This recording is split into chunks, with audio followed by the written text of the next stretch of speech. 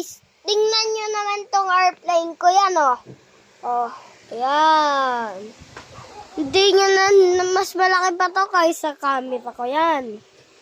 Ayun guys, sorry kung hindi ako nakakabalag ng videos. Kasi wala kaming pera kaya ako nagbablog. Sana subscribe nyo na tong ko para maka 1K subscriber na ako dyan. Para maka 100K subscriber na tayo. Sige, kung gusto nyo mag-subscribe, subscribe na sa may para magano kayo sa comment section.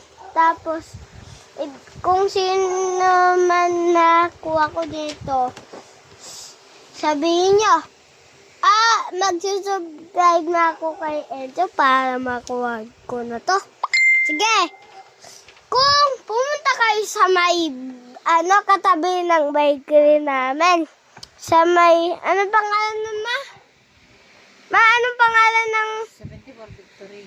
74 Victory. Araneta. Tapos, anong pangalan ng bahay natin, ma?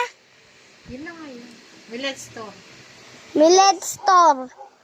Tapos, magtanong kayo sa may nagtitinda ng Barbecue.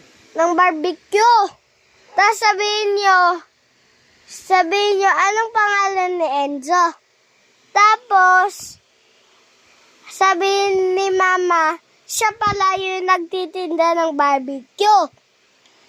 Ayun guys, ngayon lang ako nakablog ulit.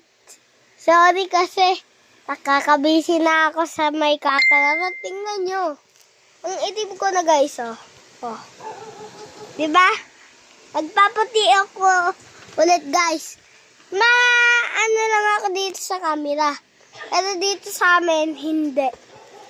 Yeah. Ayun yung bahay namin yan, oh. Yan, oh. Yan.